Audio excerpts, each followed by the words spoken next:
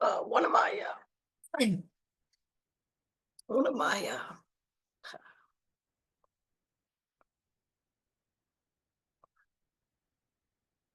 believe it or not, one of my spiritual aspirations is to learn how to cry. It's not something that something I kind of trained myself out of, apparently. And after meditation, after meditation this morning, I got the guidance to pull up um,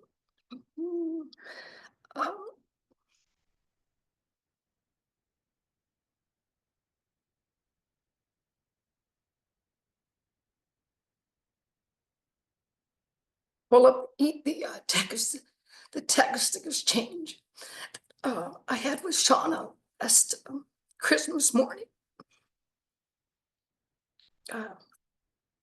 She sent me some gorgeous message, and I wrote her back. I'll share this with you.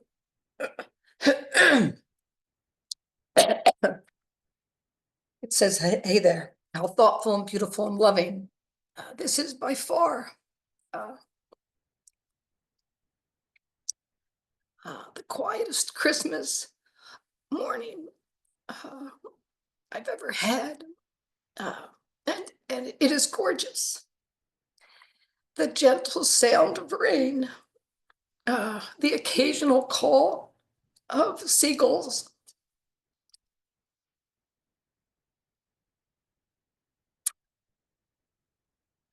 Reggie right next to me. After a rough week, he seems to be bouncing back. I also hear the faint but steady sound of Mom's oxygen condenser. What a gift of life that is. So much love in my heart for all of it, and for you, my friend. I said amen to silent nights followed by silent mornings. Sacred, whole, divine. Sean has sent me some emojis and a message, and I said, I will take the heart and the kiss. And I said, I've never noticed that they are essentially the same shape.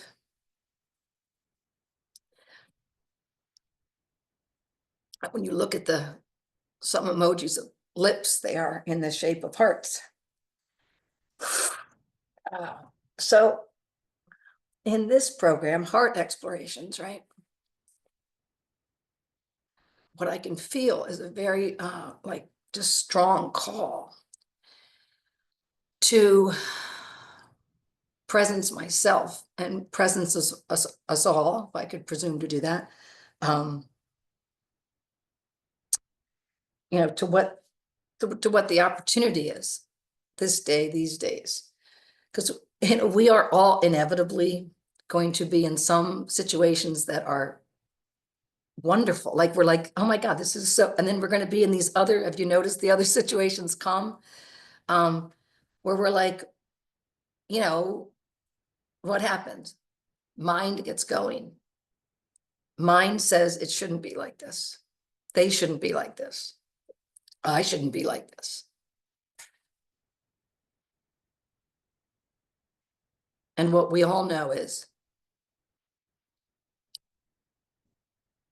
that's a script that's played for decades within us and millennia within human beings, right? It's the essential belief that we're separate. And this isn't all happening for us, that we have to be this independent entity that gets in there and straightens shit out, or at least, guards ourselves from what hurts, or gets ourselves more of what feels good, and pines for what there's not enough of that feels good, and laments what continually happens that makes us feel not so good. All that's going to run. And what I can feel the invitation is to get very clear as often as possible about what I really want.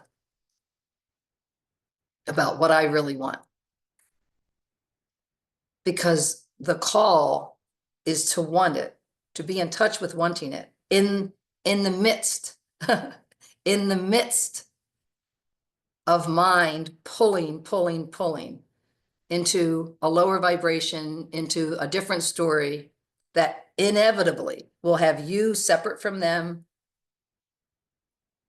and having all the victim peptides. At least that's how it plays for me.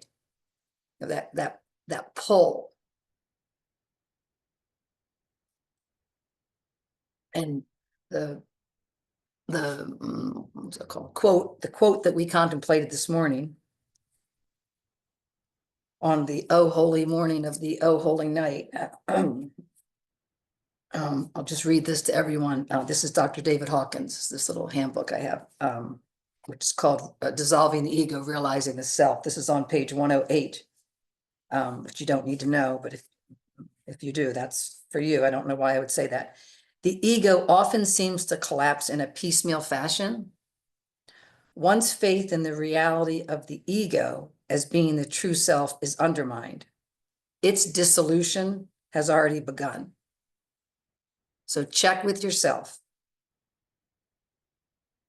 Did I once have faith in the reality of the ego as being who I was? Yes. I don't know that anyone gets out of that illusion in this experience. I mean, I don't know, like, because I, of course, don't know native cultures and I don't know places and times and conditions I haven't lived in, but in our Western world, I'm not aware of that. All right, and in this particular cultural milieu. So the ego often seems to collapse in a piecemeal fashion. Once faith, right, our believing attention, once faith in the reality of the ego as being the true self is undermined, its dissolution has already begun. When one's loyalty and allegiance is shifted from the ego to the ultimate reality of God, a space is created. A space is created. We create a space, at least at our level of vibration. That's what it feels like. And I'll take it. You know, we can only ever be true to the level of vibration we're actually living. So leave the teachings and the maybes and the what I've seen, what I've known, unless you know it right now. And if you know it right now, you'll have inordinate compassion for those of us that don't, and therefore find these words so helpful, right? No one would have an objection to that. So when one's loyalty and allegiance is shifted from the ego to the ultimate reality of God, a space is created. Into the opening flows God's grace. And it doesn't say if you're lucky. It doesn't say sometimes. It doesn't say if you've done decades of prayer. It doesn't say if you've crawled around on your knees, right? It into the opening flows God's grace. I do believe for many of us, our path will be to get about becoming students of this opening you talk about. Like, what is this opening, right? Like, what, how do I cooperate in that? How do I give my willingness to that? How do I be led in that? How do I become a cooperative component in this space being created? Because, like, you know, think about it. Like, the space isn't out there. We're not creating spaces. None of us have that conception. The space is in here. The space is in our direct experience. The space is in us, right? This is the space we're creating. A spaciousness within ourselves. So here's the other thing I want to say, and then my prayer is that this body stops speaking for a while, but we'll see, won't we? Since we never really know how this goes, do we? Here's the other thing I want to read. I want to read from, I think it's, page 8, chapter 8 of Angelo's book. Again, you don't have to get this. I'll just read this to you, okay? But I'm on page 131 of Angelo's book, again, which you don't have to read. But the chapter's chapter 8, Practices and Techniques. And a couple homilies ago, this was the reading. And of course, practices and techniques. The question is, do you need a practice and a technique to awaken to your true nature? If you are already that, what is the space thing, right? Like Why do I have to make it like if I'm already that and I have it all right here and I'm good? Like, what's this space thing? Like, what's this technique thing? Like, what is that? Right? How could I possibly need a technique or make a space to be what I am? And of course, Angela says, you'll understand when I say yes, you do, and no, you don't. And it's both and it's paradox, right? We've been looking at that. And the paradox, yes, you need to practice. No, you don't need to practice. That feels like a contradiction. And it is a contradiction to the mind. You just said yes and no in the very same sentence. Which is it? And mind says pick. And heart says no, it's both. It is the paradox of contradiction. You do need a practice and you do not need a practice. Your relative sense of self, needs a practice. The truth of what you are, you're right here watching, you're right here listening to every word tumble out of this mouth. And for most of us, we have a split mind and both are here. Some of us today, we see the one, the relative sense of self is separate. Some of us, after that meditation, holy moly, can see the unity of all, right? That was kind of fun. But and then some of us can see both plain, right? And we kind of feel our way. So this is what Angelo says about the yes and the no of needing a practice and technique for you in direct experience to know the truth of what you are. The best way I can explain this seeming contradiction is to say that our nervous systems are particularly good at maintaining momentum. Right now, your nervous system is particularly good, and it is maintaining momentum. That's the intelligence that you are. Can you imagine if it was up to us to keep breathing in every moment and like beating our hearts in every moment? I mean, moment after moment, minute after minute, hour after hour, day. I mean, right? Like this is 60 years now. Like, I mean, God didn't leave that to me and didn't leave it to you, right? So the intelligence that we are, this nervous system seeks homeostasis constantly. And then it maintains that momentum, humming along. It's got the system going, humming along, right? It's like objects in motion tend to stay in motion. It's that, right? It's just, so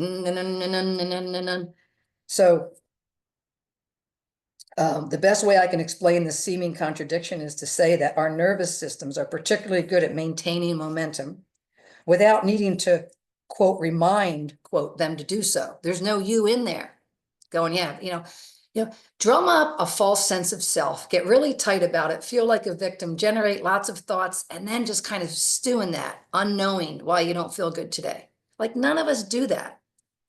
We don't remind the system to kick up that momentum and keep it going, right? So without needing to remind the nervous systems to do so, they will perpetuate ingrained patterns and neurological processes that make up our internal experience, right? That same internal experience where we can will for the space, right? We want to inhabit the gap in our internal experience. I'm not trying to make a gap out there. I don't even know what that would even mean. It's like we get really clear about where we're actually, the ground on which we stand, and the ground on which we want to be the good soil, the ground that we're willing to get that rototiller out, right?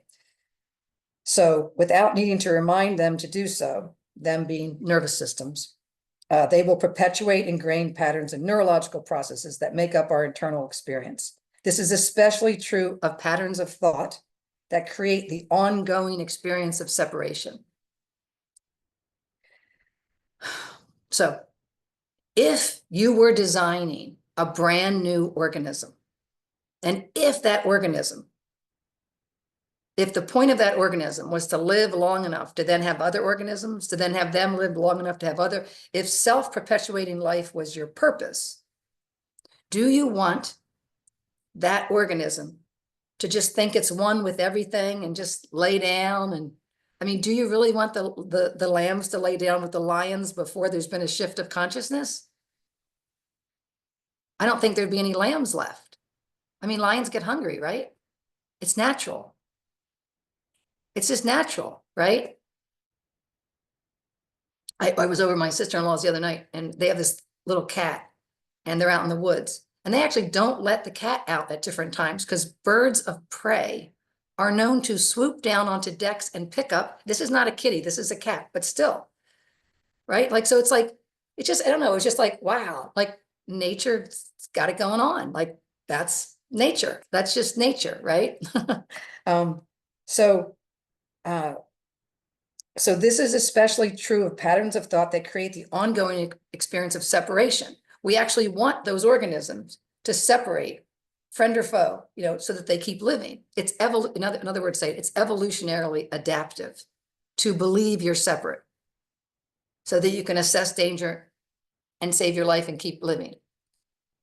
So we come upon ourselves mid evolution, where the primary conditioning says you separate, live, right? And that's why I'm just getting so much out of Father Keating's, which of course was a distillation of the psychologist that he studied and had to have these open discussions with. But there are these three primary programs, not for literal survival, but it ties that in.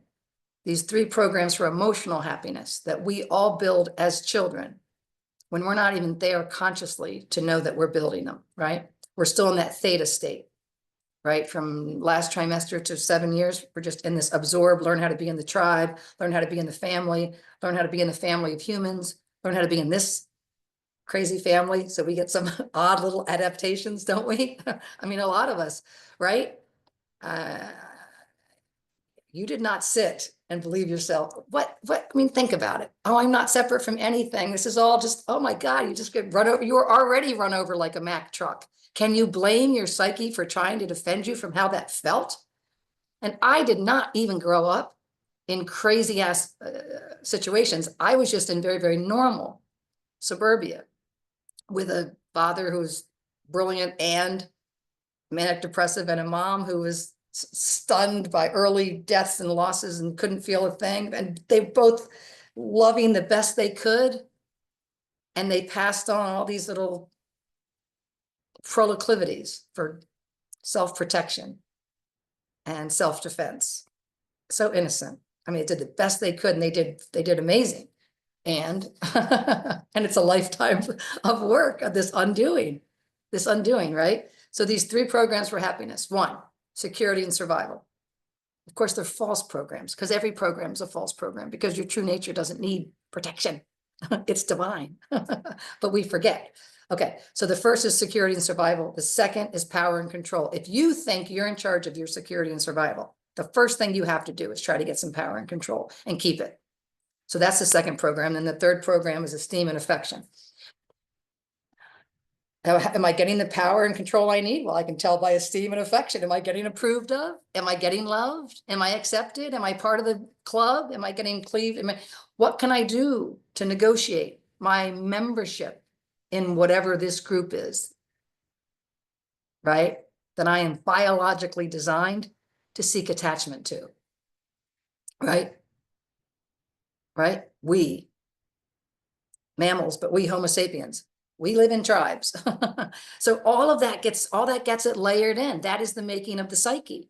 And now, at whatever age, we're still defaulting to those programs.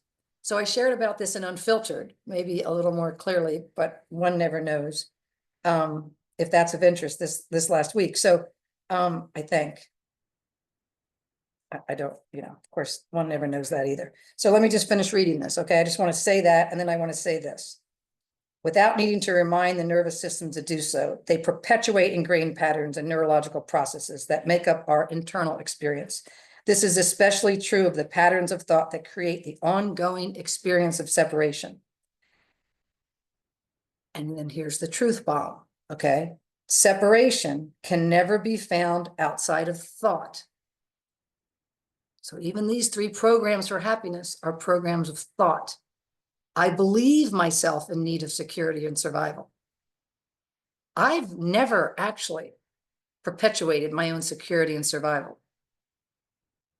Thy will has beated this heart every day, and it will be thy will at some point that this heart doesn't beat. It won't be because I failed. What will be done will be done. And yet we can have these illusions of what? Thought. So separation can never be found outside of thought. So we can't blame our perceptions of division, isolation, and thus struggle on reality. And can you see, believing to the depths of your being that you are in charge of your security and your survival. So you need some fucking power and control, and you have to negotiate, manipulate, extract from others the esteem and the affection that you don't yet know how to reconnect to and give yourself. So we try to get it from others. This is how we were taught. We don't know that this light that lights our eyes is the divine refracting through a body.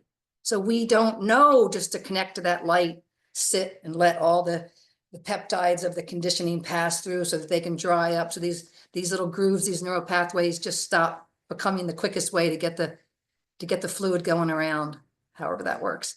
But what what I trust and what I can see in my own experiences, the more I rest with it and don't run with it, the more it rests with me and it pulls me less. That is my experience from trusting these teachings. So we look at these programs, right? So security, survival, power, control, esteem, affection.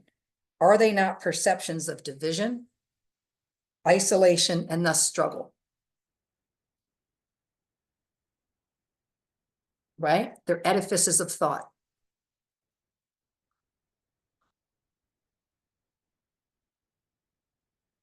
So we can't blame any of that on reality. None of that plays outside of thought, which is why this whole chapter about practices and techniques says, why would we need a practice and a technique? Because this is the state of play of the energy and the inner environment, given the psyche that is still so robustly, energetically, apparently having karmic merit for us. So it's not reality's fault. We look at it through veils we constantly create with thoughts and preconceptions. Again, you can see these programs as the preconceptions. I preconceive that every single encounter could potentially be a threat to my security and my survival. Therefore, I'm going to try to get some power and control. And therefore, I'm going to constantly measure myself and others by the esteem, the approval, and the affection that I get or I'm denied. And then it all just continues, right? So then Angelo says, what is a practice? Simply stated, this is the top of 132, simply stated, it is the act of unpracticing these habituated tendencies that cause us to perceive reality as divided. Okay? So it's the act of unpracticing the habituated tendencies, the momentum of the nervous system that cause us to perceive reality as divided into what? Subjects and objects, right? Past and future, problems and solutions. When we slow down this momentum of the mind, we begin to remember experientially what it is to be unbound, vast, and intimate with all of existence. In short, to practice is to undo habituated mental patterns that cause us to suffer. As long as there is a sense of a self apart, friends, the one struggling to get life right, to wake up, to solve the problem of being a suffering human, right? As long as there's the sense of a self apart, then directing the effort that arises out of that sense to an investigation of your true nature is a valuable undertaking. So all that is to say that what we do during this time is we get real and honest about our sense of a self apart. Is it playing? Is it not playing? In what aspects is it playing, right? Where are these thoughts and preconceptions showing up? Where are these tendencies? Where are these proclivities? What's this particular patterning happening, right? And then we direct the effort, the suffering, the uncomfortableness, the energy, the we direct the that arises out of that sense of separation towards an investigation of our true nature. Regina said it much shorter. She said, we seek to discern one true self and rest in its embrace. But we can't seek to discern one true self with the mind of separation. It'll be a frustrated, suffering undertaking. So the practice is the shift from separation consciousness to loosening that, to maybe a neutral being here now kind of. So then we can shift, turn our attention to this one true self they speak of, that we all know we are. We've glimpsed, we've seen, we've been, we are, and yet forgetting happens and experiences of contrast come in to show us the areas that are now asking for the light. All a shadow is a place that we have not brought the light yet. A shadow is a call to light. And we get to be the light bearer.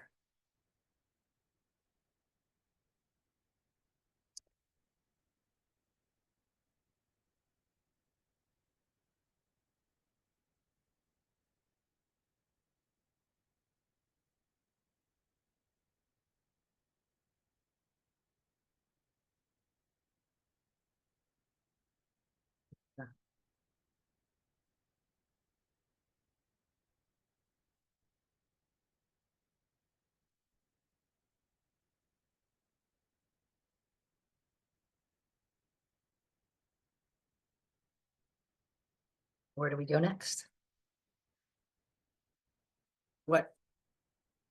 What's calling for light?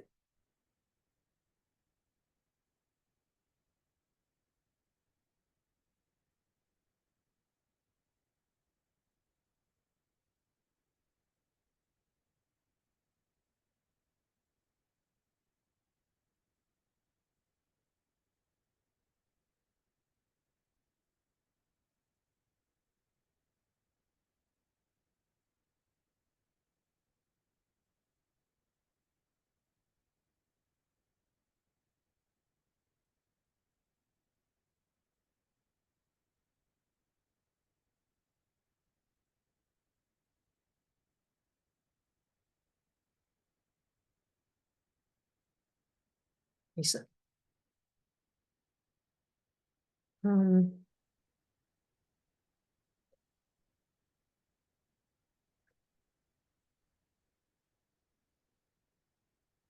yeah, yes, was it yesterday or no, it was Sunday.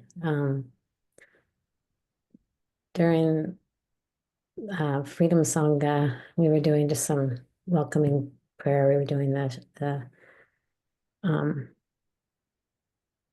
what's the first step? The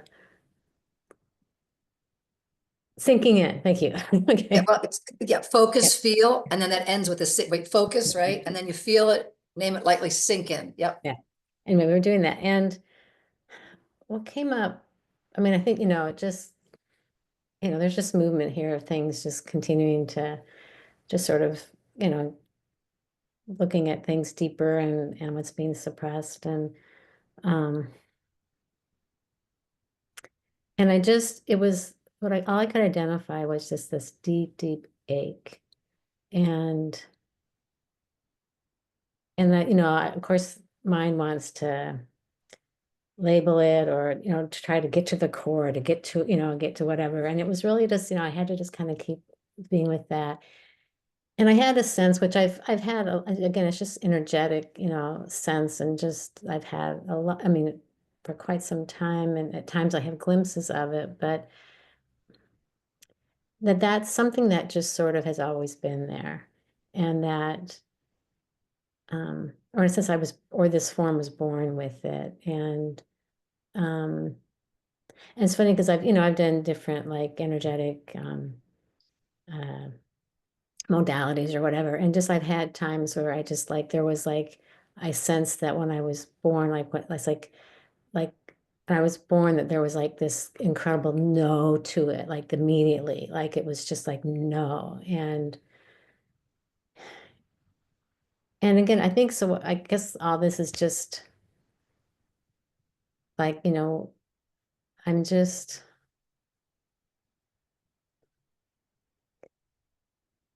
it doesn't feel good. And at times it's incredibly scary. And I'm avoiding it all the time. I mean, just, constantly avoiding it. And I have my whole life. But also there's a sense that this isn't to be feared and that it's just there.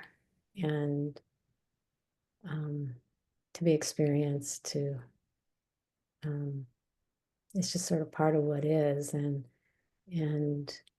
not that it's not, I mean, this is all part of the healing. This is all part of it.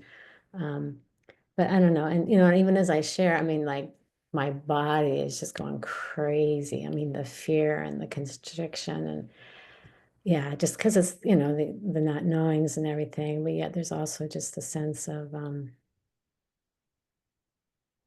that this is just there and that this is consciousness, that this is what was put there or is there or whatever, for whatever reason, for the experience of experiencing it and experiencing transformation and healing and all that. And it's just kind of part of it. And so, yeah. Thank you. Thank you. Can are you open to a question or we talk about this? And it's always like you will so honor everyone, make all kinds of space when you go, yeah, not right now, thank you. Because that is so, only we can check in to see if like there's this resting that's going to happen, or if there's this like, I don't know, sometimes there's this energy of like, I'd like to look more, but this is all the speaking I have. At least that's my own experience. Like, here's all speaking I have. I don't know how to look more. And so Yeah. sometimes questions are welcome. And sometimes it's like, no, I'm doing all I can to breathe right now. I don't want to look at anything, right? So we just I'm open really, to seeing what's there. Yeah. And to what, I mean, maybe that there won't be an answer, but yeah, I'm open to hearing the question. yes, that's a good way to put it. Are you open to hearing it? Right. Thank you. So what I heard you say is I'm constantly avoiding it. And what comes to ask is that true?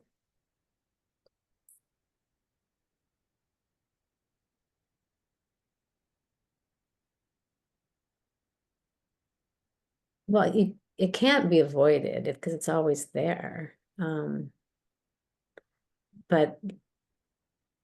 I mean, when I say avoiding it, like just looking for ways to protect myself against it or that feeling or distracting myself from it,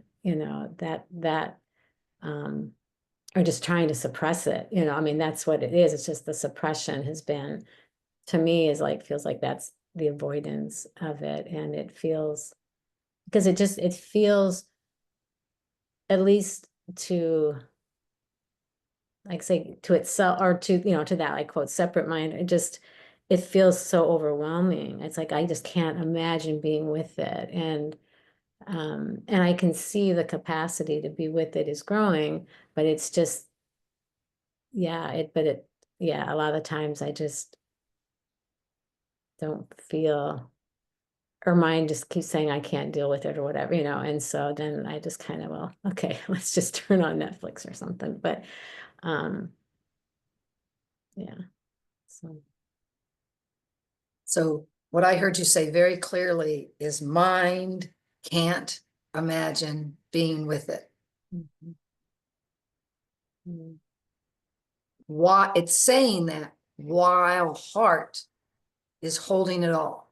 Mhm. While the heart is being with it, mind comes in and goes, I can't imagine being with it. You're like, I know. It's a good thing. It's a good thing. I'm not relying on you because you can't imagine being with it. You don't have the capacity, not throwing shade innately. You don't have the capacity to say yes. You are an inherent no. Mhm. You are a protection mechanism. So you can't imagine saying yes to what feels so damn scary. So I agree. You can't imagine it. Matter of fact, I relieve you of needing to keep trying to imagine that you could be with it, because you can't. Mind cannot say, yes, this too. Yes, this too. Oh shit, yes, this too. Mind doesn't have that in its wheelhouse, right? Heart is holding the whole dialogue, the whole interplay. Heart is holding the entire, you know, it's like the Gita, you know, and they're debating whether or not, no, and meanwhile the heart's letting the whole battlefield, and the idea that I could say yes or no, and the idea that this is all there is ever, like the heart's holding the whole. It's not just holding the whole stage and the whole scene and the whole play. It's holding the playhouse. It's holding the ground that's around the playhouse. It's holding the whole city the playhouse is in. You know, heart's just holding the entirety of it. While the characters and when mind speaks, it's in a way, and helpful for me, it's like it's a script for a character. And the script says that the character can't imagine being with it. And I think that's true. When we imagine ourselves this separate me, I don't know that that character can be with it. It freaks the character out, just like it freaks mind out. And it's because it's betraying its inherent limitation. So the only thing that's available for me is this deep inquiry. Am I that? Am I that which can't imagine being with this? Or mustn't I be that which is right here, right now? I am being, it is here, and there's some manner of with happening. You know, I mean, I can imagine a more fulsome with, you know, but even when I walk over to wherever I go to watch Netflix, there I am. There's the ache. You may be distracted by the ache. You never stop being with it. As long as it's your own internal experience. So it's only mind that would seek to divide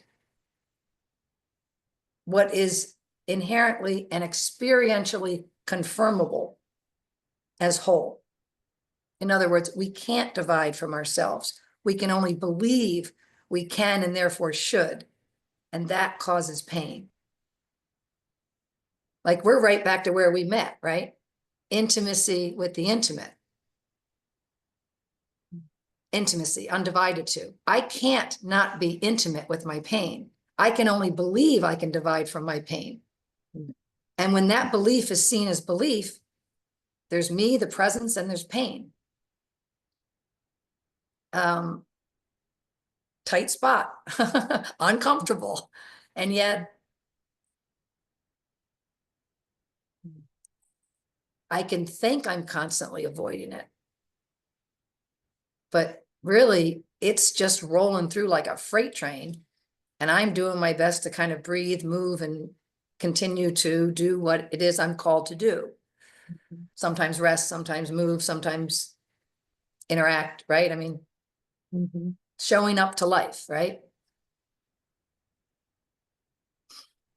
I mean, it's, yeah, just, you know, again, just thinking or just sensing that it's something that's always been there, and just how just learning to cope, deal with it, to not be with it or whatever. I don't know. It's just, yeah, just seeing that almost like that evolution and that, and then now it's this place of seeing it and for what it is. And so how to be with that now, and to, I mean, that I am with it, but it's a new way of being with it, and not, yeah. It's a new way of being with it. Yeah, because it's Not- the same thing. It's the same thing. It's It's the all same, there. it hasn't changed, right? Yeah, it's just a new way of, and being able, and just being able to see it and see it, yeah, in truth. Yeah, yeah. What I experience you articulating is the journey of being with it through mind, with mind's commentary. Like, Mhm. versus sinking the mind into the heart. The ache is still there. Mhm. To mind, it is a threat. To heart, It's not.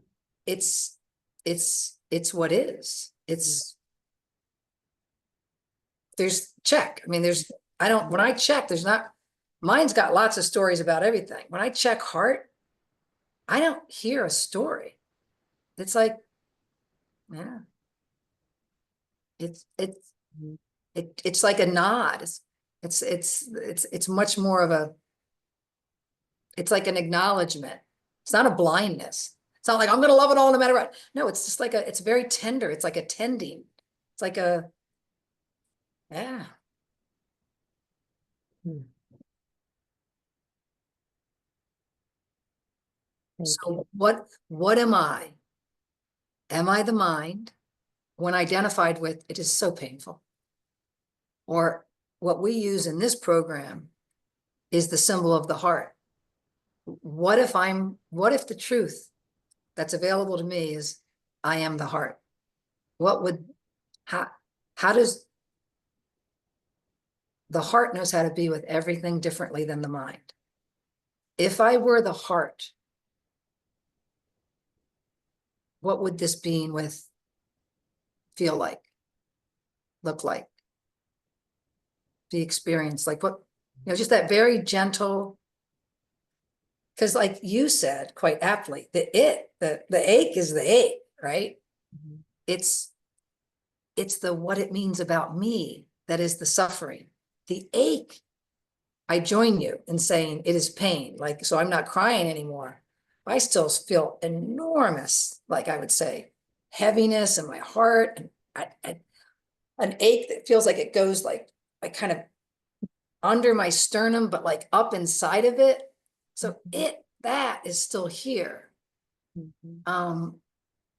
But when the story rests, the ache does whatever the ache does, and the presence apparently stays present to that.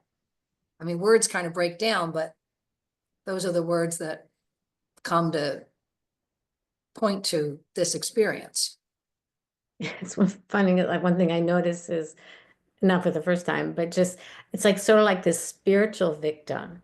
It's like, okay, so now I'm the one who's being with this differently. And so it's like this, it's like the spiritual victim. It's really Right. funny. So Yes.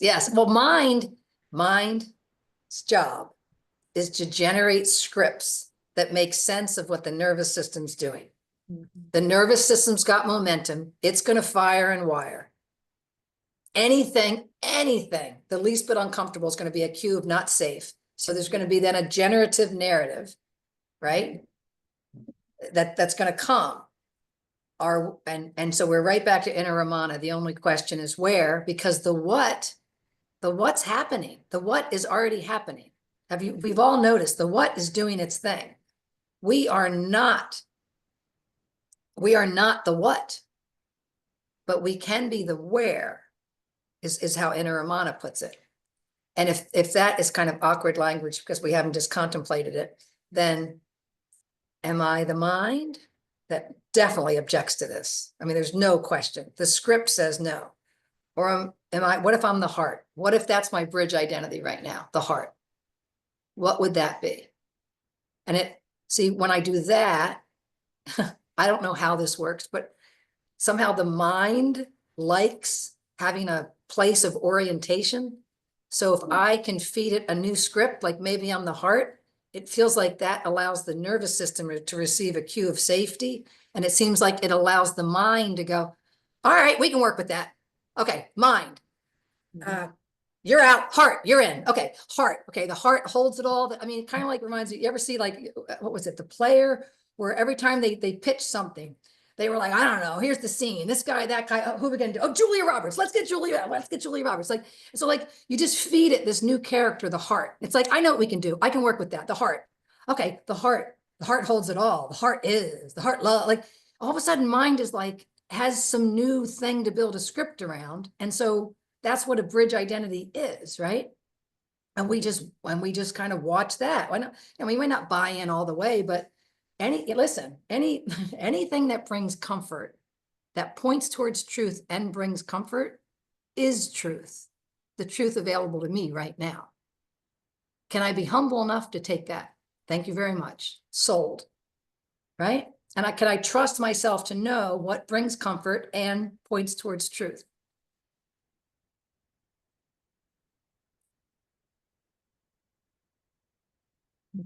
Amen. Thank you. Thank you, my friend. Thank you for sharing.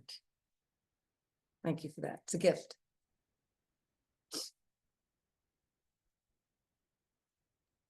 Is it so that Rhoda's hand was up next?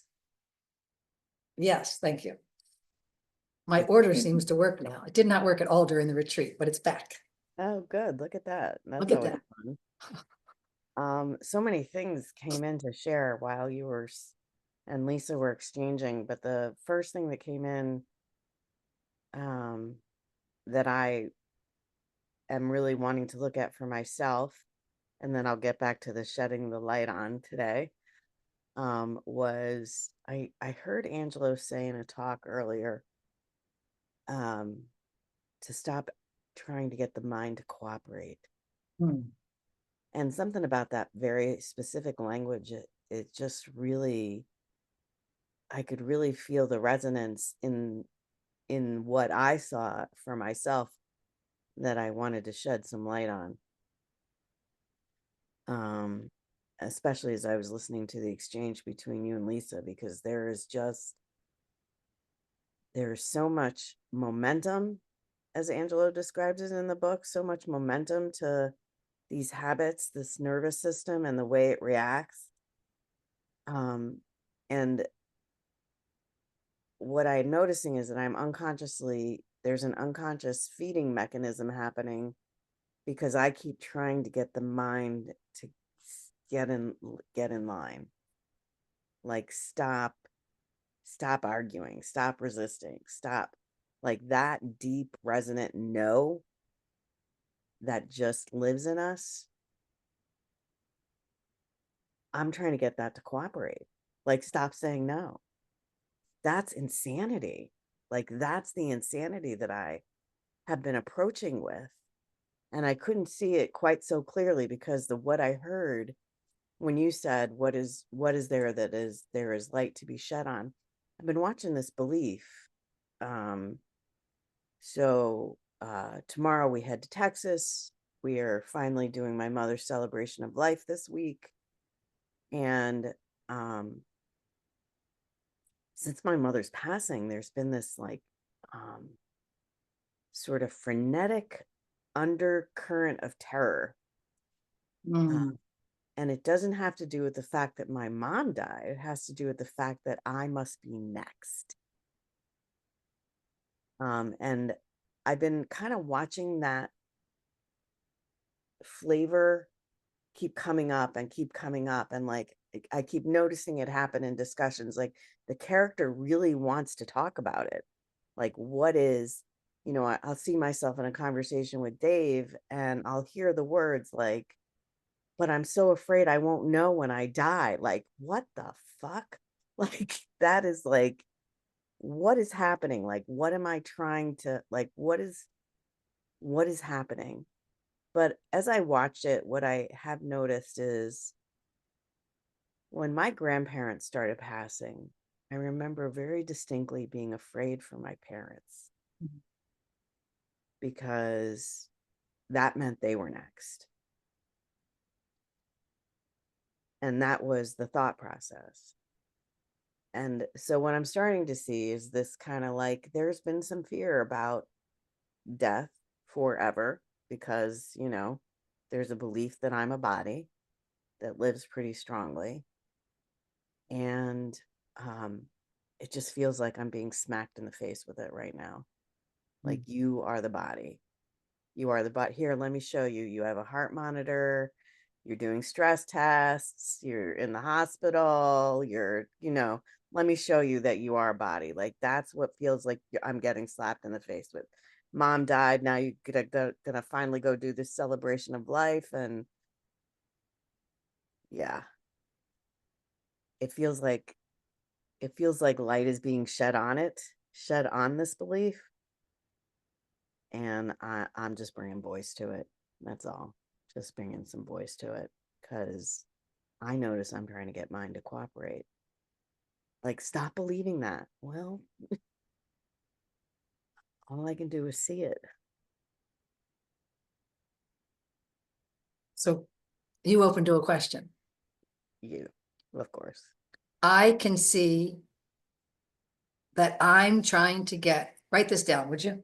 I can see that I am trying to get mind to cooperate.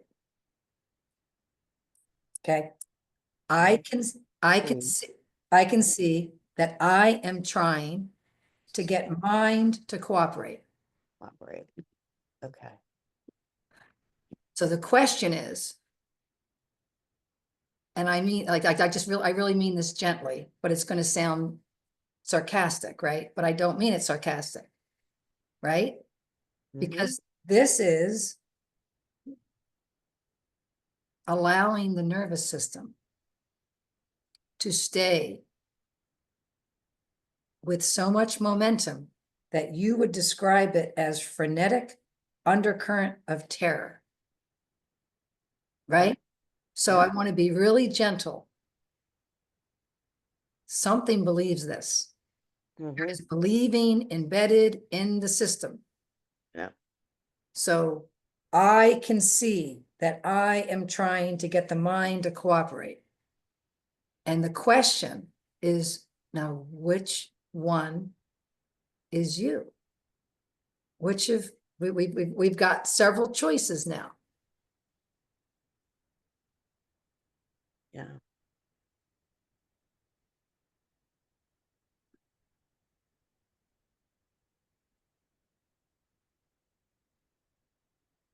I'd like to be I'd like to be the the I one can that's see. seeing. I'd like to be the seen. Yeah. I'd like to be that one, Right. but it doesn't feel that way. Right. I'd like to be that one. I've learned that I'm that one. I get that I'm seeing something. Like, can you see how it's like, it's like, when you're climbing up a muddy hill, and I mean, you got these good boots and you really do get a good grip, but you put all your weight on top of it and it gives. So it's not that the boots aren't good. It's not that you didn't pick the right spot. And it's not that you didn't get a foothold. It's just that it slips, right? So I can see, you are what sees. So like that, feel that. Can we all feel? I am what sees. I have to be what sees. Check. Check. I mean, I can't see for you. You can't see for me. We can't see for each other. We know we must be that which sees. And we know we see something. We see with our eyes. When we did this morning in meditation, we can see that inner flashlight. So we know there's this, I know I must be that which sees. And then the question is like, so what the fuck am I not seeing, right? Like, if I'm the seer, what's going on, right? Because it's like a switcheroo right in front of my self-affirmed seingness, right? And so then we take that contemplation. So I just want to start us there. And then I want you to just take that contemplation from the confirmation and the knowing, all of our direct experiences. I don't know what it is. I don't care about the words, but I am at least what's seen. I am what's seen. Like, that is so for me. So we start from knowing that, from confirming that. That's not slippery. And then we go from there.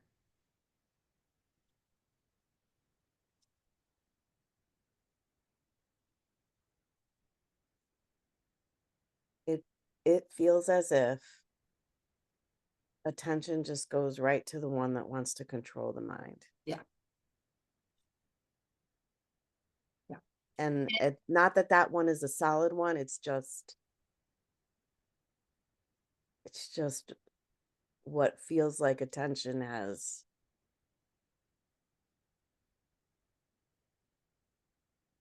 grooved as me. So attention goes to the one that wants to control the mind. Okay, so let's go to that one. Because you're the scene. Mm-hmm. What sees where attention goes? You, right? Mm-hmm. That's not tricky. Nope. Sees. Right? Right. Okay, so you see attention come, you see attention go, you see attention get stuck, you see attention get suddenly relieved of the stickiness and kind of recede back into this sense of wholeness, right? You see all that. Mm-hmm. So attention goes to the one that wants to control the mind. Tell us about that one. That one. Can you find that one? I can't find it. It's a whole conceptual sort of, like, it's the one that thinks it gets it. It's the one that thinks it knows. It's the one that's going to figure it out. But it's all conceptual, like it doesn't exist. And what that means is when you go to look for it, you don't find it, you find a new bunch of thoughts, Yeah, I find a whole bunch of concepts a bundle of concepts that make up the whatever that is. that proclaims itself a one. Mm-hmm.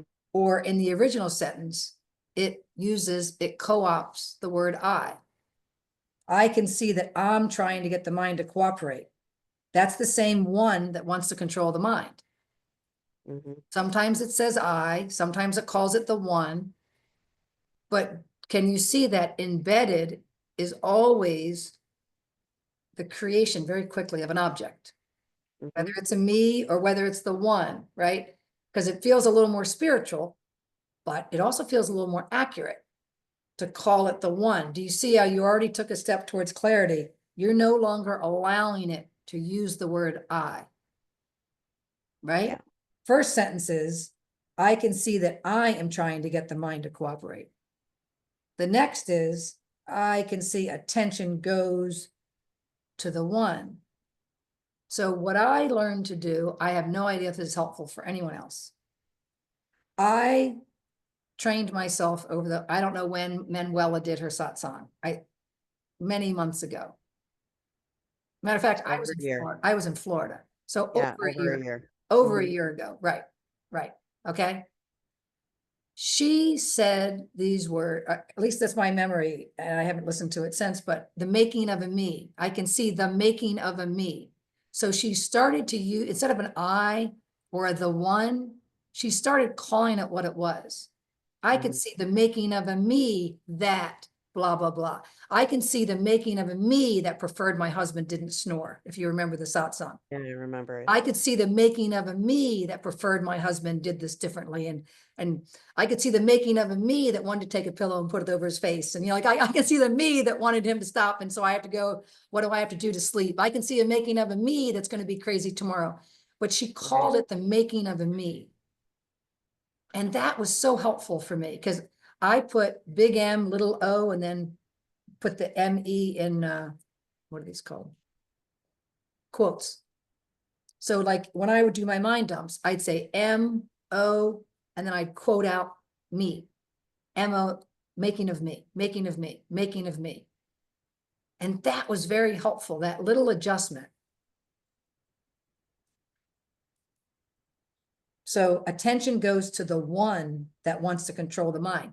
So is it accurate to say attention goes to the making of a me that has within it this movement, this urge, this desire, this need to control the mind? Yeah. And that allows awareness to stay on the energies, to stay on the mechanism, to stay on how this momentum gets built without falling into identification, without making it slippery for where the me is, for what is I, if I am the one. And even if I'm not the one, I'm the one I need to feel bad that I keep making. See, like using things like I or the one or me, like it just allows this imposter self to keep propagating the emotions that are what make it believable. If we had no emotional response and these words moved in our mind, we would not get hooked in. We would see it as thought. Like, that's a weird story. Why would I want to make up that I just did that? I'm sitting in this chair. I didn't do that. It's the emotions that make it believable. Which is, let me just say one more thing, and I promise I'll let you speak. There's one thing I want to say is, this is why it's so helpful for me to go for, and I can see, I'm just kind of putting this together. I can see how Manuela put the making of a me that really went deep. It's like, Right. I can see that too. I can see that when it happens. I want to see that more. And I set out to see it more. But now Father Keating shined a light on, if the making of the me is the vehicle, what does it get fed with? What does it get fed with? What's the fuel? It's the juice of the emotion. Father Keating showed me what the making of the me gets fed by. It gets fed by a belief, I need security and survival. Your very belief is, but I'm afraid I don't know when I'll die. Mhm. I don't know when I won't have security and survival. I don't know when I will seek to survive. So the juice is these emotional programs for happiness, right? The security and survival. The juice is power and control. I'm afraid I won't know when I die. That's saying I won't have control. I won't have power when I die. I mean, that is the juice of that, is these emotional programs. So it's security and survival, and then it's power and control. And finally, it's this esteem and affection, this approval, this constantly checking, see if I'm okay, if I'm okay. Why? Because I need power and control. And I'm going to use that as an indicia of okayness, of power and control, so that then I can be assured that I'm going to survive and going to be safe again. And like, it's that juices up this making of a me, this mechanism, this propagation of a false self system.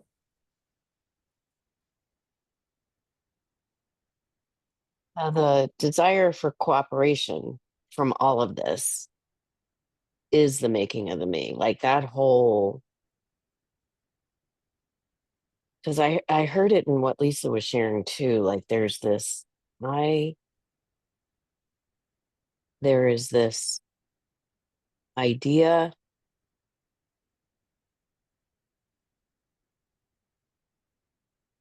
that pretends to be necessary, that all of this must cease happening, period, end of discussion. I must have power and control, and it must cease happening. I must control it. I must exercise power over it. It's got to stop happening, right? It Yeah. simply must. Yeah. Why? Why must it? What's the belief?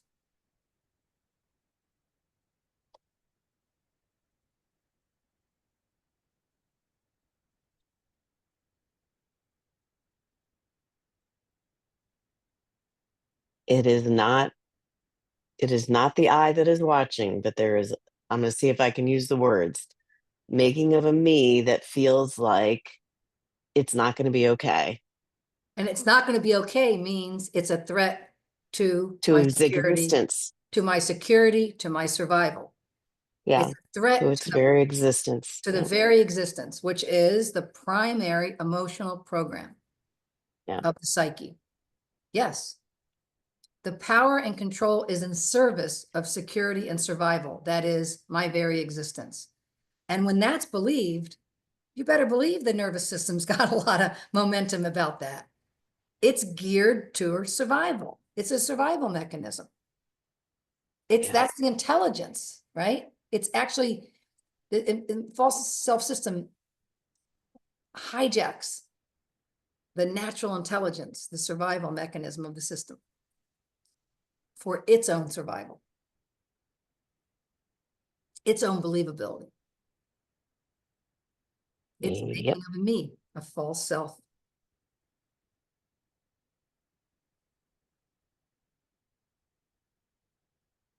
The false self is always the resistance. That's evidence of the false self, yes. That's evidence that the false self is at play, is present, is here, that the filter is being looked through. Yes. There's no, another way to say that, there's no resistance in awareness. We can all check that right now. Check awareness, check your presence, just check the presence that knows it's present. Is there any, does presence have any resistance to its own presence? Does awareness have any resistance to the fact? And is it not a fact? Awareness is aware. Is there just, is there any resistance mechanism in that? None. Right. So you are so right. The presence of resistance tells me there's a making of a me. The presence of resistance tells the truth of what I am. That what's happening right now is a making of a me. And if there's a making of a me, there's momentum of a nervous system. So the first thing I do is say, how does this feel? Because the first thing I still do unconsciously is suppress the shitty feeling and try to figure it out with the mind. I watched it this morning when I woke up at 4 a.m. and decided this was a problem to give to mind. Oh my God. Forgive me, Father. I know not what I do. That's a tough 20 minutes I'll never get back. Amazing grace when that came in. I think, Thank yeah, goodness. hey, I finally came in. It was like, I think maybe I just consent to the presence of, maybe I could just consent. And I just consented to and if it's God's presence, it's God's action. It was like, and it was like, there was this holy relief that came. I could just lay in bed and just be. Yeah, that came for me with, so what do you want from me? Why am I up? Which was still the making of a me. Like there was so much resistance to it. Like, wanting to know why it's happening, how it's happening, why should this be going on? And then just this utter frustration expressed to the universe. Like, what do you want? What? That. And it's that isn't actually resisted in the truth of what I am. Full stop.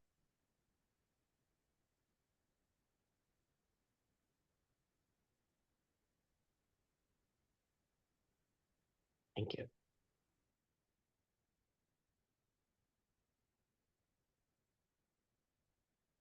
Let me ask you one more thing before we're done, okay?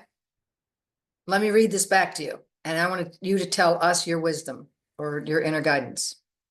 I can see that I am trying to get mine to cooperate.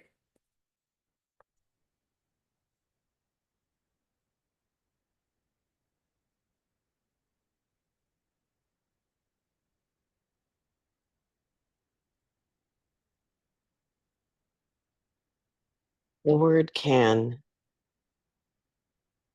is a subtle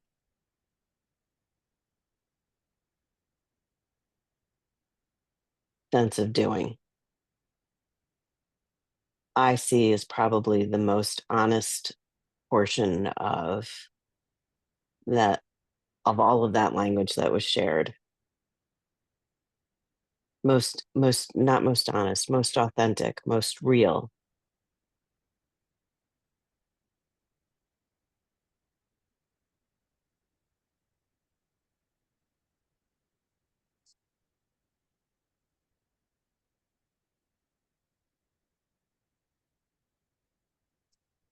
I guess what I feel is the invitation to keep slowing. Just keep slowing it down.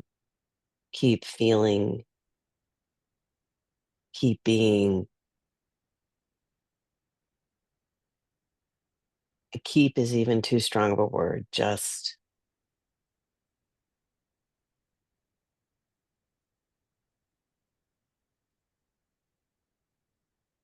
Start with noticing, am I here?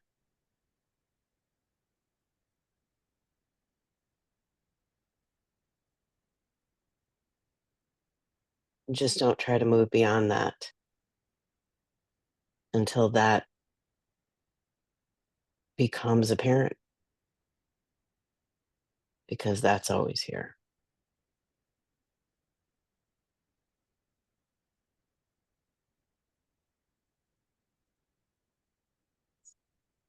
And then allow myself to be shown the making of the me and all that comes after that.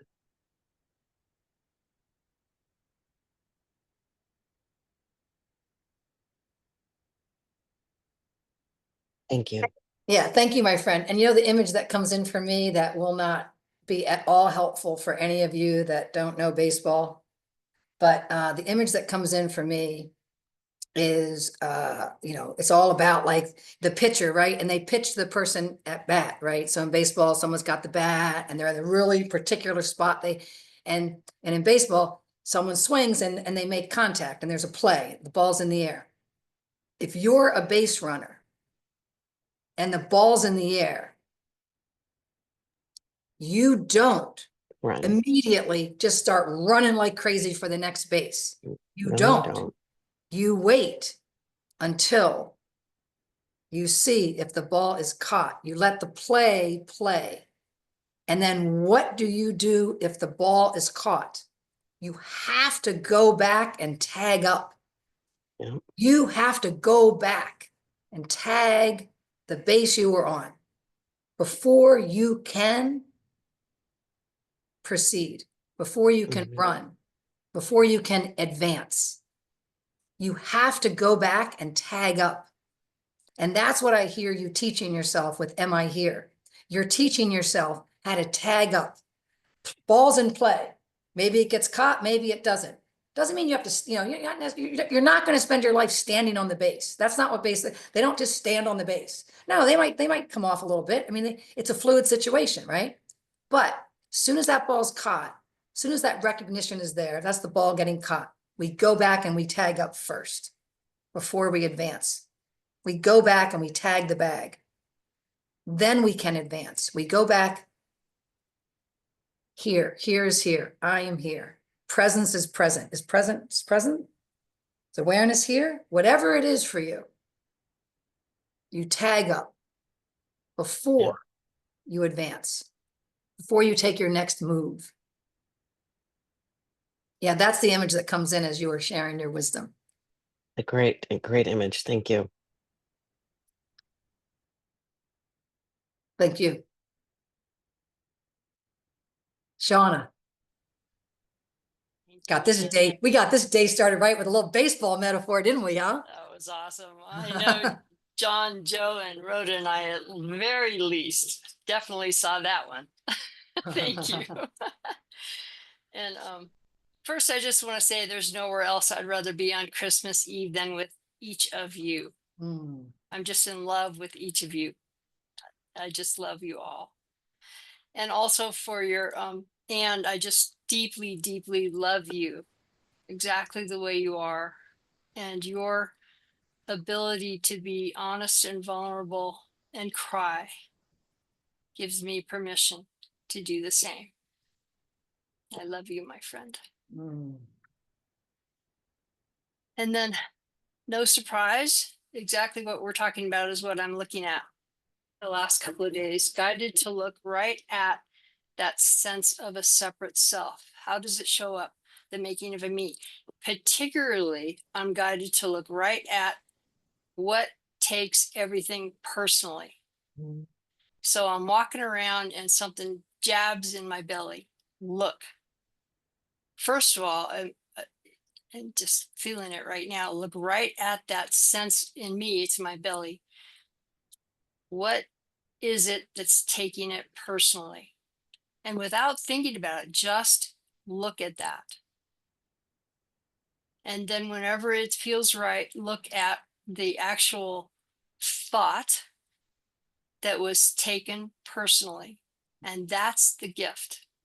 That's what's pointing right to some belief, some foundational necessary, it feels necessary for survival or power or affection. Look right at that. That's the gift. And then there's also this walking throughout the day. I'll come out of being caught in thinking about what was taken personally. That is what we are right there. That is our truth right then. And then mine comes in and says, oh no, it's got to be more complicated than that. That can't possibly be that. Oh no, just keep thinking about it. That is what we are right there. Friggin' stay on that base and celebrate that for half a second. Oh my God. And the more often, because these thoughts and these triggers come in constantly throughout the day, what a friggin' gift. Because the minute, the second, this moment, I become aware, awareness comes in, Mhm. that's what we are right there. So, oh my God, what a gift. And the other thing that just feeling when other people were talking this morning, your other folks, was feeling into that attachment, this immediate wanting to defend what I am talking about. This defend, oh, I got to defend that because I need that attachment.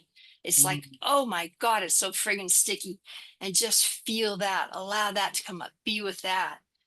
And I love that you said what we were talking about too is you asked, I think I heard, mind, what is attempting to get cooperation?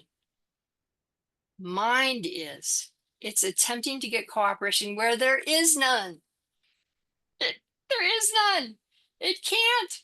It's impossible. It's a phantom. It's a ghost. It's a projection. It's outward movement. That's all. I just love it. I love you guys. I love this stuff. Thank you so much. Yeah, thank you. Thank you, Shauna. Yeah, I love what you added, which was don't just tag the base. Don't just tag up. Take a second.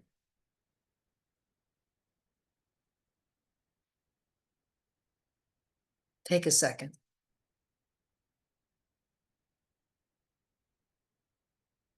Let that recognition, let that right action, let that correction blossom in our awareness. Take a second. NTI says rejoice.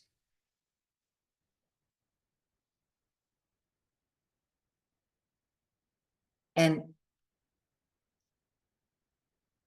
I'll read you the other quote we contemplated this morning, because when we take a second, when we take that sacred pause, there's the first sacred pause where we stop and go, what's going on?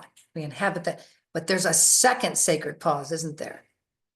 The first is kind of the seeking to orient, like what's going on? But the second is to celebrate finding. And we'll know it by its lack of resistance. We are a student of feeling now. We'll know it by its lack of fear. We'll taste it, right? We'll be like Yukon Cornelius, right? Is it pea soup? Is it peanut butter? And we were like, no, there's no fear here. That's home base. I'm tagging up. And what plays in me is that joy becomes the initiator. Joy becomes the initiator of that tag up, of that coming home, of that recognition of the true self. So here's the quote. Dr. Hawkins says, out of an unrestricted love for God arises the willingness to surrender all motives except to serve God completely, right? To serve the true self completely, to abide as the self, to remain ever present of the presence, to be the servant of God or self or presence becomes one's goal. To be the servant of the light becomes one's goal rather than enlightenment. Right? We want to be we long to be a servant of the light, not that which gets to claim it, right? To be a servant of God becomes one's goal rather than enlightenment. To be a perfect channel for God's love is to surrender completely and eliminate the goal seeking of the spiritual ego. Joy itself becomes the initiator of further spiritual work. That's what I hear Shauna saying. Stop, recognize that. Because that recognition comes with joy. And then the joy itself becomes the initiator of further spiritual work. We're not like, oh no, gotta go find. No, it's how does love want to live through me next? Joy becomes the initiator of whatever further spiritual work there is to do. Because we're letting it be done unto us. We're becoming an instrument, right? It's done through us, not by us. And that is when joy itself, right, becomes the initiator. Yeah, that's what I could hear is you were bringing us present to that clarity. Thank you, my friend. That's beautiful. Reverend Carol.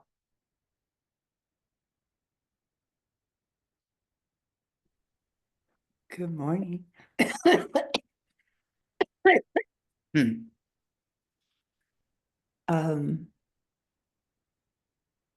One of the joyful things for me then, not only being here, but there was something at the beginning that I wondered whether I should share, and put my hand up somewhere along the line.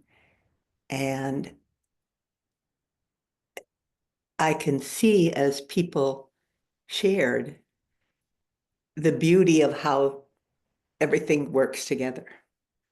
You know, that it just is feels quite wonderful. Anyway, what I wanted to share was a something that struck me as a kind of a new idea. I heard someone describing a huge series of a kind of full-blown dissolution of self and experience of the awesomeness of being the whole universe itself and all the multidimensional everything, all whatever. That's my reciting somebody else's.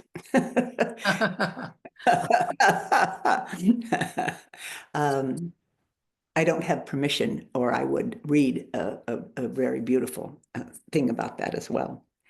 But what was said that I wanted to share because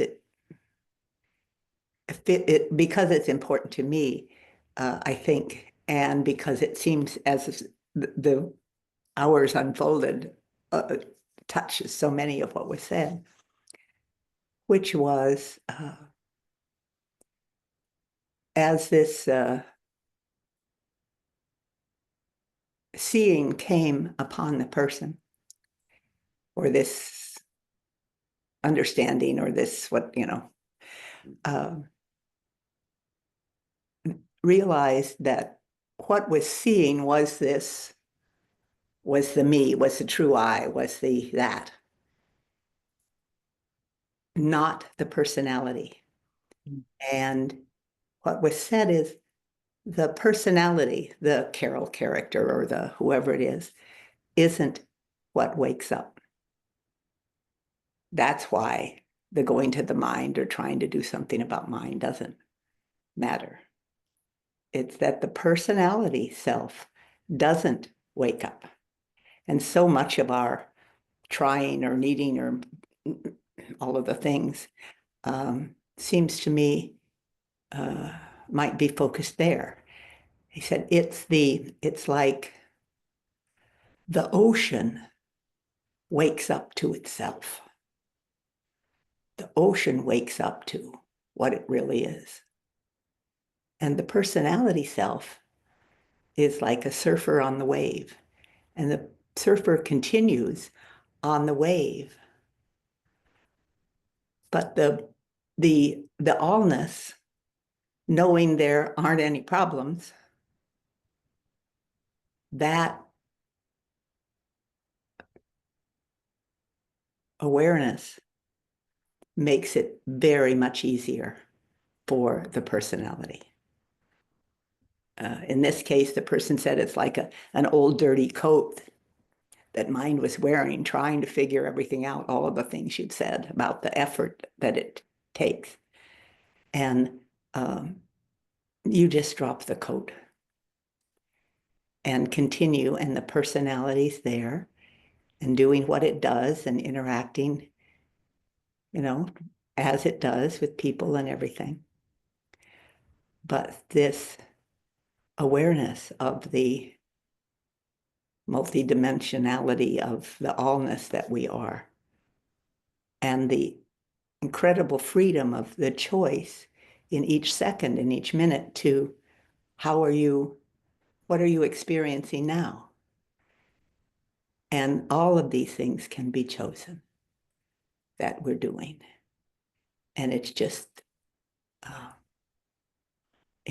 the beauty of the choice to experience. But that personality doesn't need to do anything at all, but just be on the wave of the ocean that knows itself.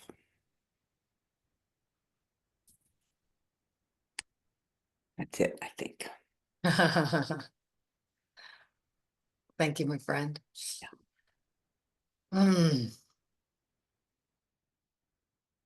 It's the beauty of the choice to experience.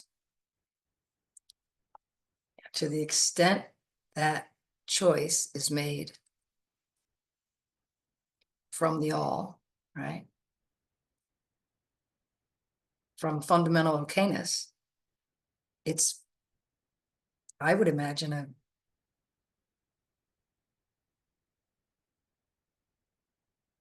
peace-filled experience, no matter what in form is experienced. The end of suffering. Letting be what comes as what is. It's ceasing to have an argument with reality.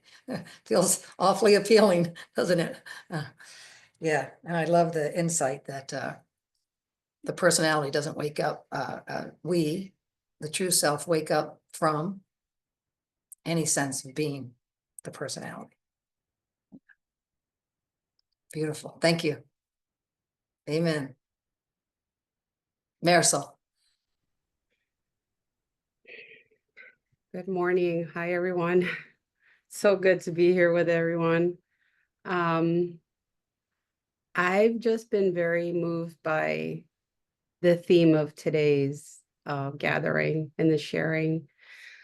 And I'm just smiling right now because I was just observing how when the time I felt like was going to maybe get close to sharing, that this little self or this idea of a self was getting so nervous, even sweating.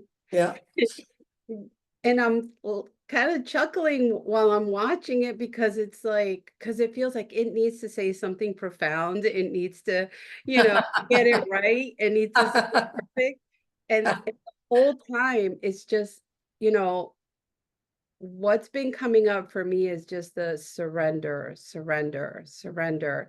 That's my like Pee Wee Playhouse word. It's surrender. And it came up for me when I downloaded the Centering Prayer app because I can't always join at 7 a.m. And the word just rose up because I thought my word was truth and freedom. And surrender came up. And it's just everywhere. It's like, when you focus on something and it's like your mind keeps going there, which is great. Because every time I keep hearing surrender now. And everyone's sharing, and anything I see, any talk, it's like, wow, why is everyone talking about surrender? That's all I can hear. That's all I hear is surrender. And song that it's like Sweet Surrender keeps playing in my head. Sweet Surrender. Sarah McLachlan. I don't know which one. I think it was a song from the 70s. I don't know. But it just, or maybe this, I made it up. I don't know, but it keeps playing in my head. And, you know, I just love like that something in here stood up when you and Rhoda were sharing about the thing about, you know, this mechanism is going to do what it was meant to do. And me expecting it to do something else is what causes so much suffering, because that's what it's going to do. Like even right now, before speaking, it was this feeling of threat that was coming up. It felt threatened. It felt scared. It felt like it had to, and just the seeing of it all play out is what brings a softening. And it's not like I'm telling myself, oh, well, I'm the seer and I'm seeing what's playing out. It's just something just organically that kind of happens of just observing that. And oh my God, it's like a load off my chest. So I just softened just hearing when you guys were sharing that. I'm like, oh, you mean I don't really have to fight this thing that keeps coming up or badgering myself or putting myself down every time it comes up. It's going to come up until it doesn't come up anymore. And it's just, I can't fix it. Like those feelings of inadequacy or feeling less than, or feeling that thing that you were talking about, like, you know, we try to as babies to feel that sense of protection, because if we don't, or that inclusion or being a part of something, because we'll die if we don't have that, you know. And here it is, until as an adult it's still here playing out very very very hugely. It just having that information and knowing that is just a huge relief. And that's what I just wanted to share. And just surrendering, just constantly surrendering whenever the things that play out that I hate, or whatever this thing here hates itself, or I don't know, but just, yeah, I just wanted to share that. Thank you so much for everything everyone has shared here this morning. And I love you all. Just the seeing brings the softening. Organically, that happens from the observing that is here. I can't fix it. So I surrender the fixer. I surrender belief in the fixer. I offer the fixer up on the altar, right? I surrender myself to the divine action, which is having the mechanism, having the secondary suffering, which is a fixer, probably a tertiary suffering that feels shame and annoyance that there is such a fixer of a problem to, and all, the whole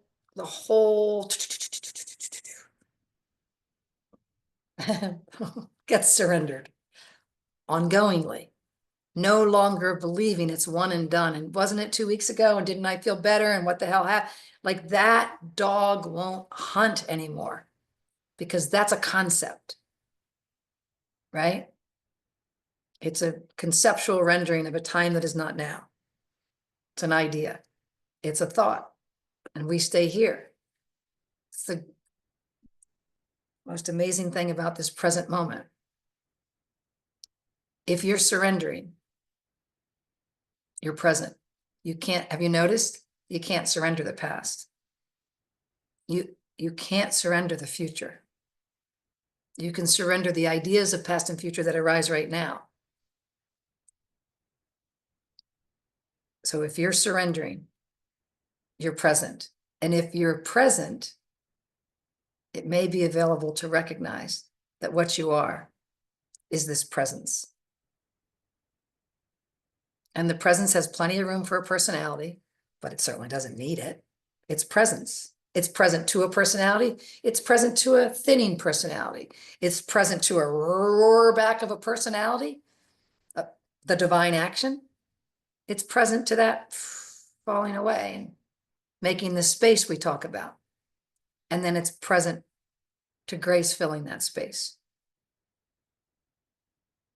And not Anthony, Angelo calls that the biphasic. 2 phases to this, right? The tight, the loose. The forgetting, the remembering. The ocean, the wave. Thank you, my friend. Joe.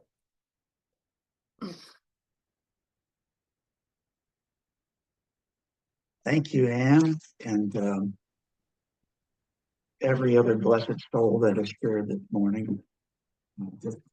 Yeah, I just love being here today, having the opportunity to be here. Mostly undistracted this morning, and what a beautiful morning. And you know, in this little book that you've been sharing from Dr. Hawkins' little book here, Dissolving the Ego, the first chapter is nature of ego, and then I think it's nature of mind after that. So he's looking at that stuff, and what I'm just seeing this morning is what we do, you know, what happens in here all the time is just sharing nature of mind, nature of ego, and then nature of self, you know, true self, and just kind of looking at it all together and how it comes through everybody. And you read that thing back to Marisol that she had shared, which is so beautiful, and I've already forgotten. And this terror comes up. It's like, you're not going to have any fucking quotable quotes, are you? Nobody's going to be able to repeat any of this shit. It's like, right? It's like, well, that's not why I'm here. I just, but what is here to share is watching the way that, you know, the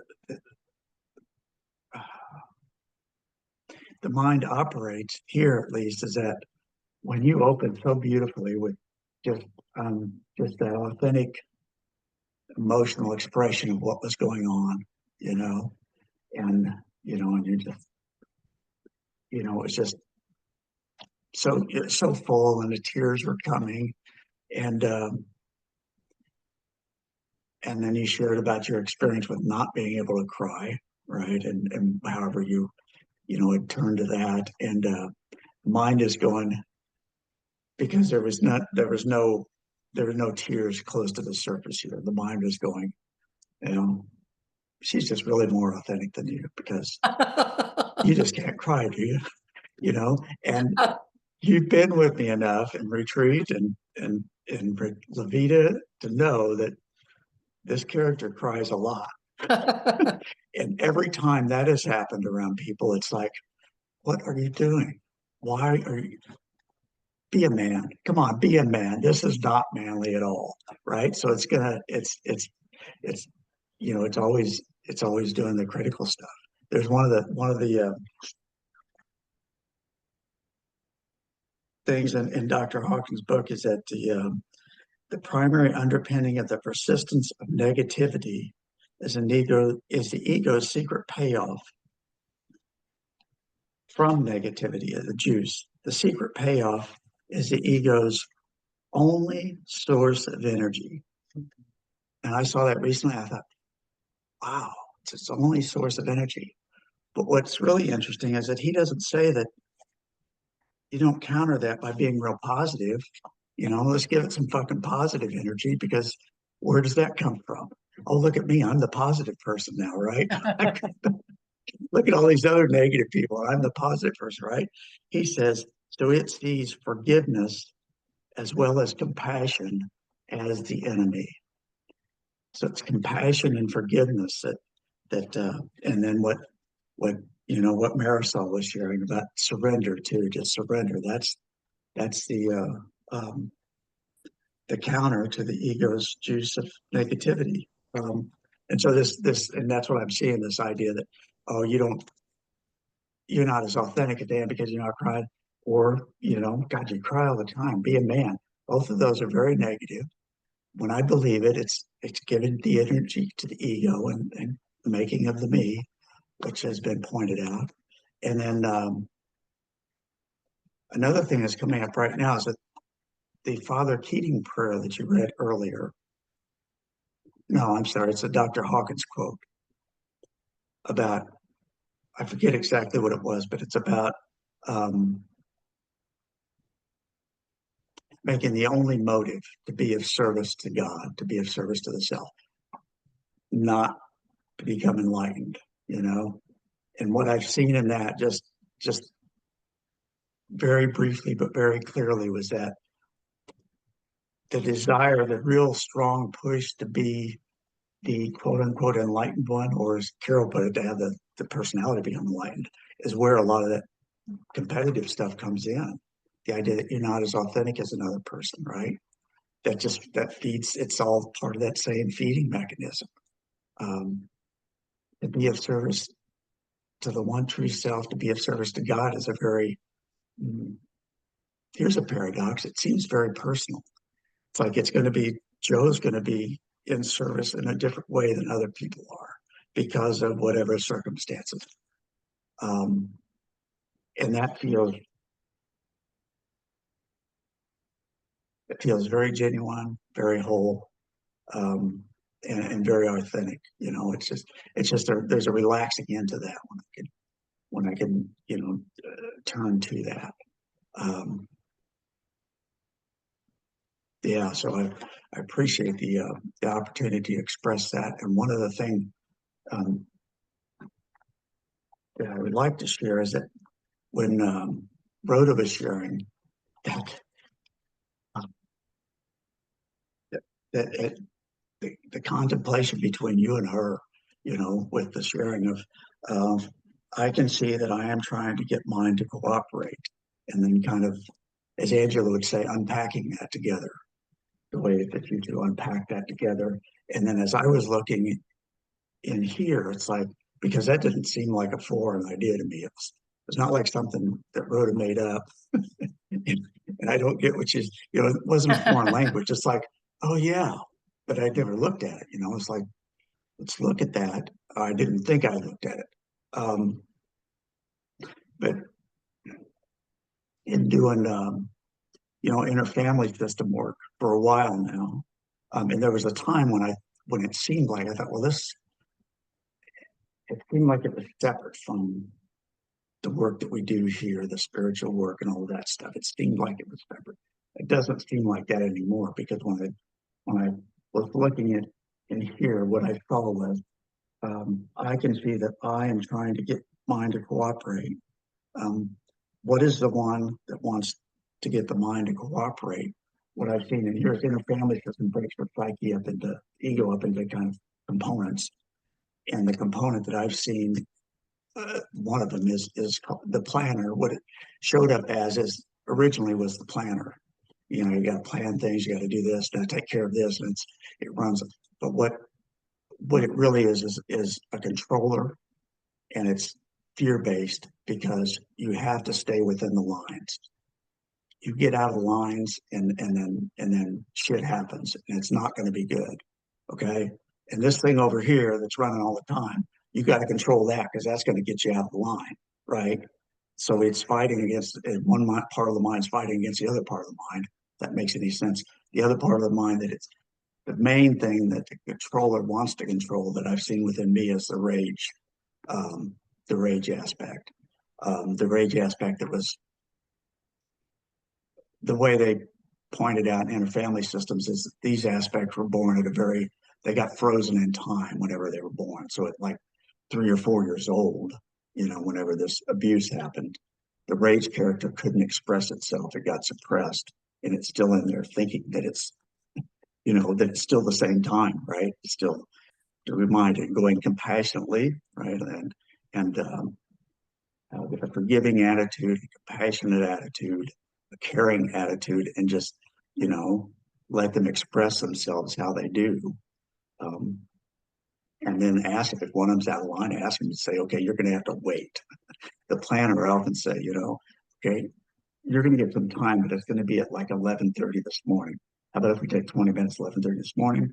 And then you can go through the calendar. We'll go through the calendar and do that. You know, I understand you want to, you know, and all of this seems kind of like, first I thought, well, it just seems real conceptual, real kind of woo-woo, but it's given me a whole different way of seeing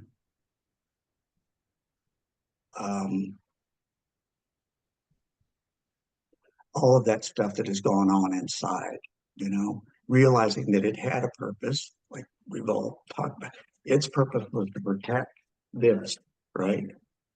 Somebody had, if this had gone into rage at 4 years old like it wanted to do, it would have got destroyed. I mean, at some level. I mean, so the controller had to come in and like, yeah, don't do that. And then the other stuff that, you know, the addictions are all part of that. You know, all of this stuff, part of that is all part of the protection thing. And now it's like just reminding of this, you know, 68 years old and kind of don't need all of it. You guys have been helpful. You've been very helpful, very much appreciated. And the other thing is, you know, and the person I work with, you know, let's bring our self energy there. They talk about self energy. So we're always looking at it, or hopefully. And she reminds me, you know, you're getting into your head a little bit here. Go back to your self energy. It's just been kind of cool to have that sort of coaching, you know, and then to see that actually in real time, I guess, live, working within this psyche, you know, and it's no longer just, you know, thinking that, well, at some point I'm going to be able to do some of this stuff, but just really looking at it, see what's going on in there, and not, as others have said, you know, I'm not going to stuff this down. I want this to come up. I want to see it. Some of it is actually like interviewing the ego. You know, okay, what do you got to say? Let's have it. You know, interviewing rage. What do you got to say? How do you want to express yourself? So this morning in particular, I guess there's just a readiness here to see it, and whatever's been expressed through you all, through the Sangha here, it's just helped me to see that, you know, because there's an aspect in here that keeps saying it's wrong. You know, it kind of says everything's wrong, but, you know, this in particular, don't go there. You don't want to look at that. And then there's just a sense now that it's all working together, and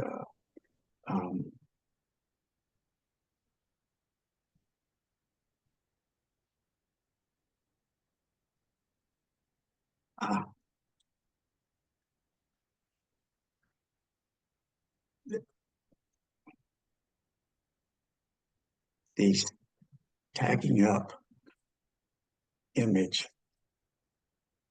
This was funny after the mind going, hey, you know, you're not as authentic as Anne, or you know, remembering when it said, you know, you cry all the time, what a big baby, whatever. You know, it's like when you brought that image up, there, the memory came back. I mean, it was a feeling memory of having the cleats on, and one cleat is in the dirt, and the other one is on the bag. And you know, the bags, the bases are stitched, and they got, you know, they're kind of a firm surface, and they got the ropes, and just the feeling of that, the feeling of the energy coming up. It's like, you know, which way to go? Going to stay here? Going to go? The energy. There's like a tension. It's like a bow being pulled back. You know, you're ready to go, and just feeling all of that, and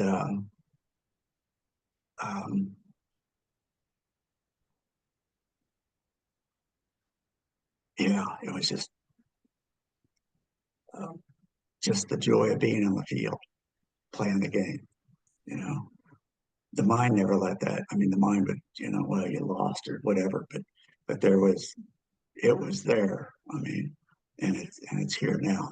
The joy of being on the field, playing the game, in the arena, so to speak. So anyway, happy Christmas to you all, and thanks for letting me carry on a little bit.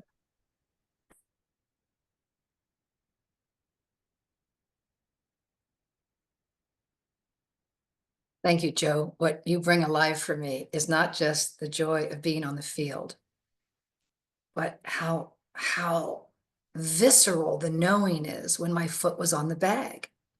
I didn't look down at my cleat to say, am I touching the bag?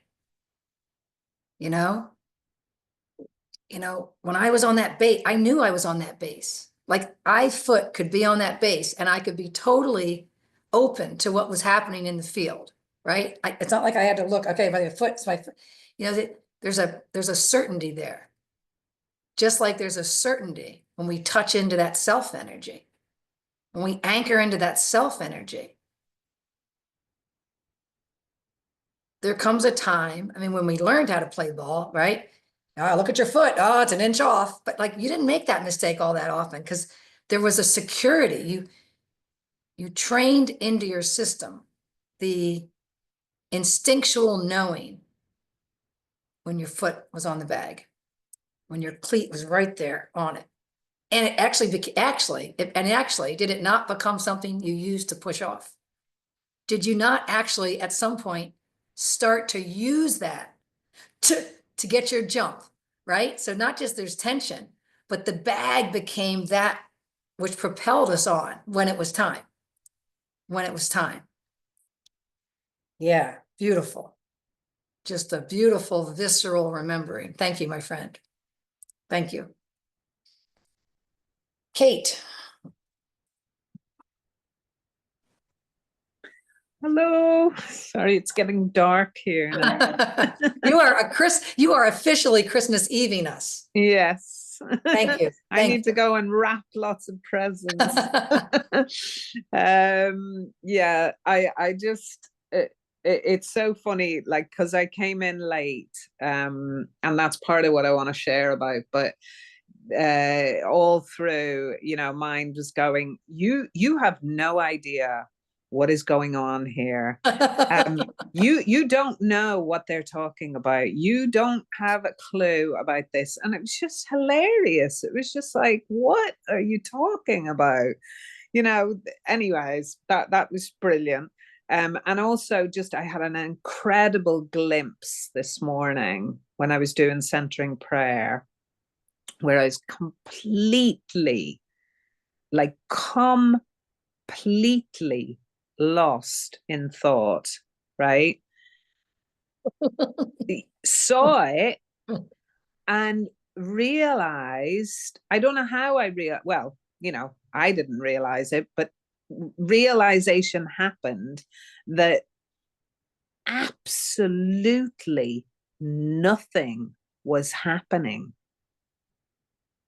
Like nothing.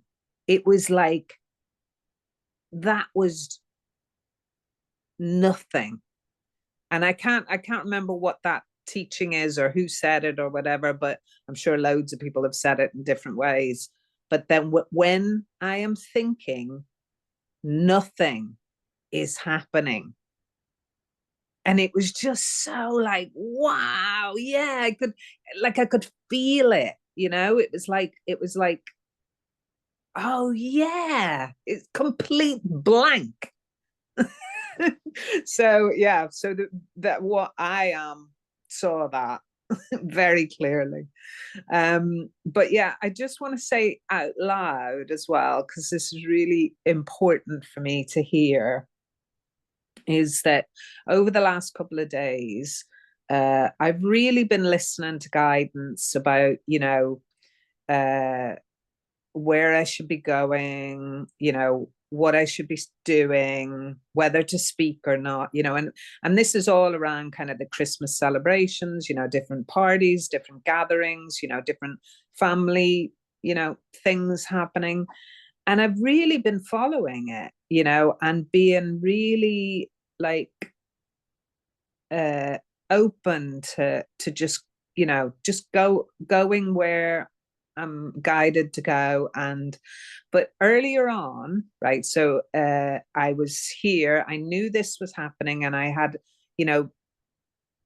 every intention of coming in, and but some friends had arrived an hour before, so I'd had a good long time with them, had a cup of tea and stuff and chatting, and then 2:00 came, which is the time that it starts for you guys here, for me, and And I just noticed this, you know, it wasn't like it wasn't, there was no mind kind of going, you should be online now, but there was this kind of dis-ease in me. And I suddenly got it, that it was like the words just started coming out of my mouth. Okay, guys, really lovely to see you. I'm just going to go into my bedroom now and go online. And they made some funny comment about what I was possibly doing online. I won't tell you what that was, but it, the fee, what I got, I just really want to say this out loud. What I really got was, this was my guidance to be here. And when I didn't follow it, there was a feeling of dis-ease, and I noticed it. And it wasn't a horrible thing. It wasn't like, you know, but it was enough to go, the words came out of the mouth. I've got to go now. I've got to go do this thing. And I'm just really grateful. And it's just something I really want to remember as well, you know, that, because, you know, there's still plenty more opportunities ahead, as I'm sure everyone else has as well. But yeah, so grateful, and thank you everybody. Just really, really brilliant sharing. And there was so many other things as well, but yeah, I feel very, very, very nourished. I love you guys. Happy Christmas.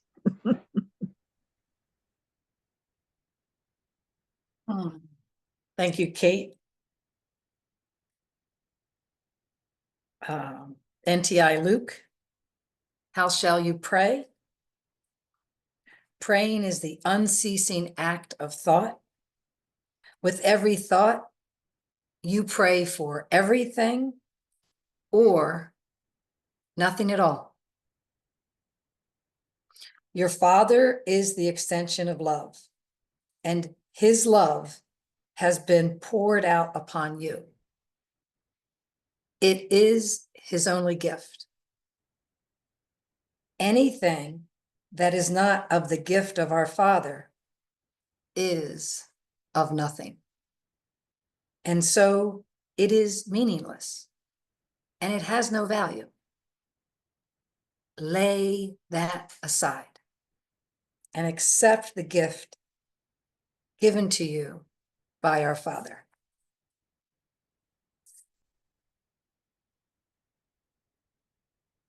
So our prayer for ourselves, for each other, and this world